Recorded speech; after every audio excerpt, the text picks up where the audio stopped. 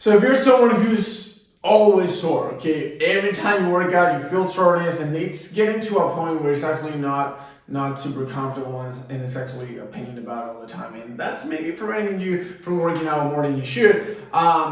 Today, I want to bring you the top 5 ways to relieve soreness, or at least to decrease it to the level that's actually handleable, and that you can actually just keep on going with your life and keep on going with your training. Now, the first thing that I want to talk about is that soreness is not a good thing per se. Like, a lot of people think that if you have a lot of soreness after a workout, it was a good workout. Well, not really.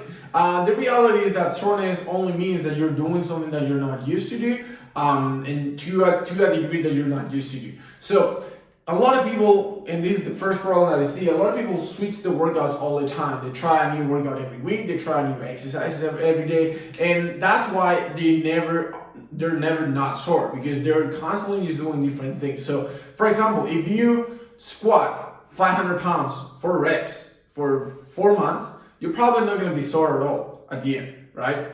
Like, after 2-3 first weeks, you're not going to be sore anymore.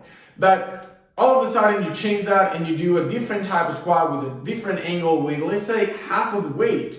The next day, you're going to be freaking sore because you are not used to that type of movement. So the first thing that you need to do in order to make sure that you're not sore all the time is to don't switch too often on your workouts. I would say that you should stick to a good 8 to 12 weeks at minimum.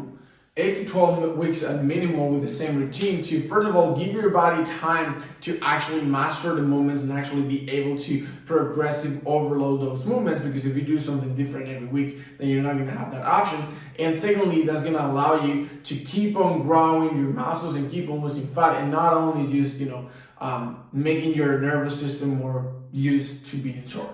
Now, the second thing is going to be, once you're actually sore, or when you do a workout that you know you're going to be sore for the next day, foam rolling is one of the best ways to go. I love foam rolling. You can just get a foam roller for, I don't know, $15-20 on Amazon, and you just roll it on the area that you've been working that day. It's not gonna eliminate the soreness, but it's gonna significantly decrease the feeling, and it's gonna allow you to get back to work sooner. The third thing is going to be contrast therapy. This is a little bit of the same idea of the foam roll is not going to eliminate the soreness, but it's going to decrease it a lot. And one of the things, one of the reasons why I love contrast therapy is because, since, as you should, every time you work out, you go take a bath or you go take a shower, it's a really convenient way to treat yourself while you actually take a shower. Because what contrast therapy is basically is that you're gonna put some really hot water for like a minute, and then you're gonna switch to a really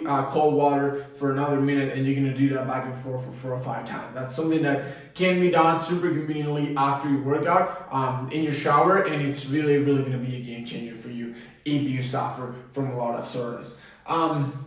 The fourth thing, this was a little bit surprising when I was going through the research, is that staying active actually has been shown to reduce the muscle soreness by a lot. And what staying active means is that doing some light cardio, some walking, some light bicycling right after a workout is being shown to decrease the muscle soreness. So as a cool down, doing 5 to 10 minutes of walking or 5 to 10 minutes of really light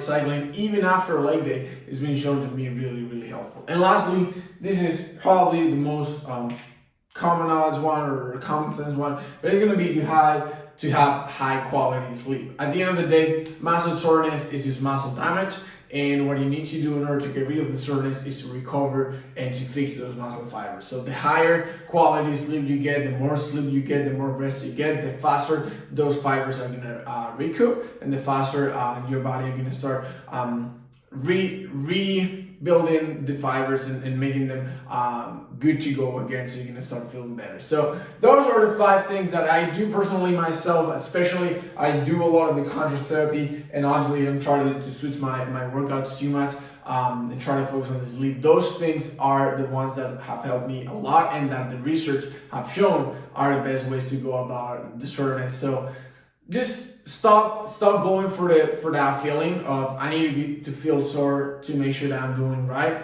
Just make sure that you're doing the right movements, make sure that you're progressively overload and that your diet is on point. And then if you're sore, treat it. If you're not sore, it's completely fine as far as you're doing a good workout. All right, my man, so hopefully that helped. So like always we said, if you found any value into this video and you know anyone who's always sore and who's always complaining, you can just send them this video and be like, hey brother, you haven't stopped complaining so much. And like always, if you have any questions, just drop them on the comment box below. I'll see you in the next video.